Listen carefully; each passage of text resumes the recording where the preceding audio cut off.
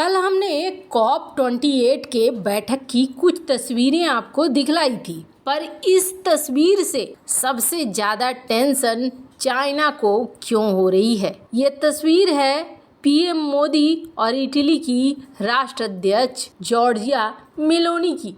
और वहीं दूसरी तरफ कहा ये क्यों जा रहा है कि यूएई ने इस COP28 मीटिंग का भरपूर फायदा उठा लिया है। और जहां एक तरफ ये सब कुछ हो रहा है तो वहीं दूसरी तरफ युगांडा को क्यों मिलने जा रहे हैं मिलियंस डॉलर। क्या है लॉस्ट एंड डैमेज फंड, कौन कौन से देश इसमें पैसे लगाने को राजी हुए हैं। जियोपॉलिटिक्स में इस वक्त बहुत कुछ चल रहा है। आइए जानते हैं इन खबरों को विस्तार से। हमने आपको कुछ तस्वीरें दिखाई थी कि किस तरीके से आयोजित हुआ है यूएई में COP28 की बैठक। वैसे तो ये जलवायु परिवर्तन के लिए बैठक है। जलवायु परिवर्तन का क्या असर है इसका अंदाजा आप ऐसे लगा सकते हैं कि अफ्रीका जो कि अच्छा खासा उत्पादन किया करता था, जलवायु परिवर्तन की वजह से अफ्रीका के अंदर उत्पादन कृषि के चीजों का 34% तक कम हुआ है। और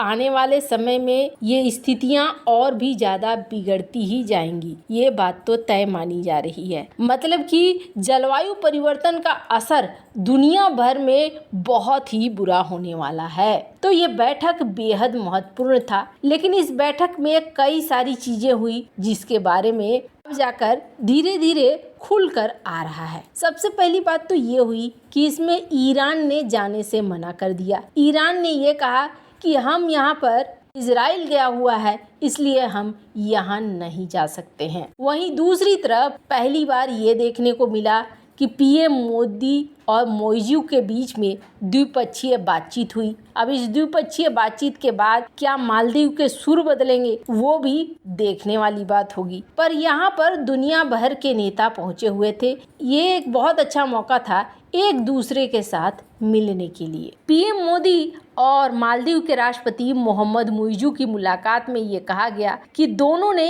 एक कोर ग्रुप गठित करने की सहमति करी कि हाँ, हम एक कोर ग्रुप बनाएंगे। माना जा रहा है कि मालदीव और भारत के बीच कम से कम बातचीत तो आगे बढ़ रही है ना। अब समय पर देखा जाएगा मालदीव क्या फैसले लेता है और वो फैसले भारत के पक्ष में होते हैं कि विपक्ष में होते हैं। वहीं एक और मजेदार चीज हुई, इस वक्त बहुत ज्यादा चर्चा में है ये चीज, और खास तौर पर कई सारे पाकिस्तानी इनको सोशल मीडिया पर डाल रहे हैं। दरअसल क्या है, ये एक ग्रुप फोटो है जो COP28 के दौरान लिया गया। और जब ये बैठक चल रही थी तब दुनिया भर के नेता इस कार्यक्रम में पहुंचे थे। यहाँ तक कि पाकिस्तान का प्रधानमंत्री भी पहुंचा था, लेकिन पाकिस्तान का प्रधानमंत्री किसी को नजर नहीं आ रहा था। यहाँ पर नरेंद्र मोदी आगे भले दिख रहे थे, लेकिन पाकिस्तानी प्रधानमंत्री नहीं दिख रहे थे। ये स्क्रीन पर देख सकते हैं आप। पाकिस्तान के राजनीतिक विश्लेषक हैं कमर चीमा। कमर चीमा ने कहा इस तस्वीर को साझा करते हुए कि मुझे जरा मदद करो, हमारे प्रधानमंत्री कहाँ हैं? पीएम मोदी तो पहली लाइन में दिख रहे हैं। वैसे आपको बता दें, सिर्फ यही नहीं, जहाँ यूएन कार्यकारी का मंच पे बैठक हो रही थी तो वहाँ भी पीएम मोदी ही एकमात्र नेता थे दुनिया के जो साथ में दिखे। यहाँ ये सारी चीजें बताती है कि किसी मीटिंग में आपकी अहमियत क्या है, दुनिया आपको किस नज़र से देख रही है। और सिर्फ इतना ही नहीं, एक और चीज हुई जिस चीज को लेकर अभी आप सोशल मीडिया में देखेंगे भरमार है। और वो चीज क्या हुई आपको बता दें, इटली की राष्ट्राध्यक्ष पीएम मोदी की मुलाकात जब भी होती है तब सोशल मीडिया में कई तरह के मीम आने शुरू हो जाते हैं, ये तो तय है। लेकिन ऐसा माना जा रहा है कि मीम बनाने वालों को चिढ़ाने के लिए भी कहीं न कहीं जॉर्जिया मेलोनी ने एक ट्वीट किया। स्क्रीन पर इस ट्वीट को देख सकते हैं। और इस ट्वीट में उन्होंने लिखा मेलोडी और साथ में कहा कि हम दोनों एक बहुत अच्छे दोस्त हैं और हैशटैग लगाया मेलोडी। उसके बाद से ये सोशल मीडिया में ट्रेंड कर रहा है। जॉर्जिया मेलोनी का MEL और मोदी का ODI दोनों के नाम के अंश से मेलोडी बनाया गया। और आपको बता दें इस वक्त ये छाया हुआ है सोशल मीडिया पर नए नए मीम्स के साथ। लेकिन एक सबसे बड़ी चीज हुई है और वो चीज हुई है कि इससे चाइना चिढ़ गया है। चाइना क्यों चिढ़ेगा? चिढ़ने के बहुत बड़े कारण हैं। इस एक तस्वीर में अरबों डॉलर जाता हुआ दिख रहा है चाइना को। कैसे? तो आपको बता दें, इटली अभी उन देशों में है तो भारत के दो काम कर सकता है। पहला, चाइना को काउंटर करने में भारत की मदद यूरोप में कौन कर रहा है? तो इटली कर रहा है। यूरोप का एकमात्र देश जिसने BRI से निकलने का फैसला ले लिया और चाइना को उसकी मुंह पे कह दिया कि हम BRI से निकल जाएंगे। ये एक बहुत बड़ा झटका है जो चाइना को मिला।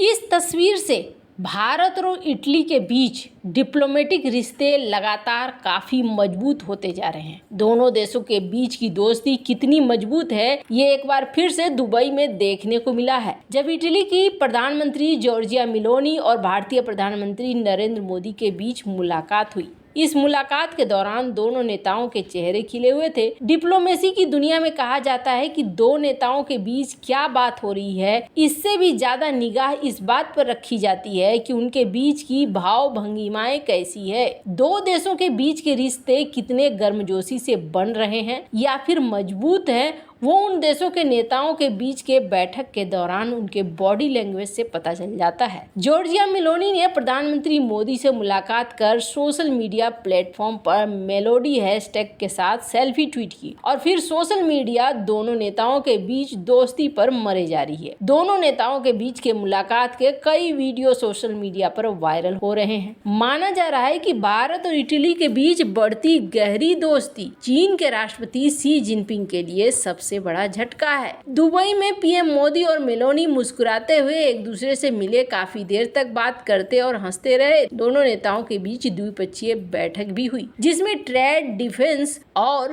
टेक्नोलॉजी जैसे मुद्दों पर गहरी चर्चा आई। PM मोदी ने सोशल मीडिया प्लेटफॉर्म पर एक पोस्ट कर द्विपक्षीय बातचीत, व्यापार, वाणिज्य, रक्षा के क्षेत्रों की चर्चा की। इसके बाद मेलोनी ने भी प्रधानमंत्री मोदी को जन्मदिन की बधाई दी, लेकिन इटली ने चीन के जख्म पर G20 शिखर सम्मेलन के दौरान ही जले पर नमक छिड़क दिया था। G20 की बैठक में चीन को पहला झटका तब लगा था जब भारत समेत 8 देशों ने India middle east Europe economic corridor का ऐलान कर दिया और इस कॉरिडोर के जरिए एशिया, मिडिल ईस्ट, यूरोप के बीच रेल और जहाज के जरिए कनेक्टिविटी स्थापित कर व्यापार और इंफ्रास्ट्रक्चर नेटवर्क तैयार किया जाएगा। लेकिन दूसरा झटका तब लगा जब इटली के ही प्रधानमंत्री ने BRI से निकलने के संकेत दे दिए और ये भारत की बहुत बड़ी रणनीतिक जीत है। मोदी सरकार की बड़ी डिप्लोमेटिक जीत मानी जा रही है क्योंकि इस प्रोजेक्ट से इटली के निकलने के बाद चीन को नुकसान भी होगा और दूसरे देशों को भी प्रेरणा मिलेगी निकलने की, जैसे कि अब अर्जेंटीना भी BRI से निकलने के चक्कर में है। तो चाइना को बिल्कुल भी ये दोस्ती पसंद नहीं आएगी। वहीं एक दूसरा मामला कहा जाता है कि कहीं न कहीं कतर के मामले में भी इटली की राष्ट्राध्यक्ष मदद कर सकती है। वैसे इन सब मामले में आपकी क्या राय है? कमेंट कर जरूर बताएं। जल्द मिलते हैं अगले वीडियो में नई खबर के साथ।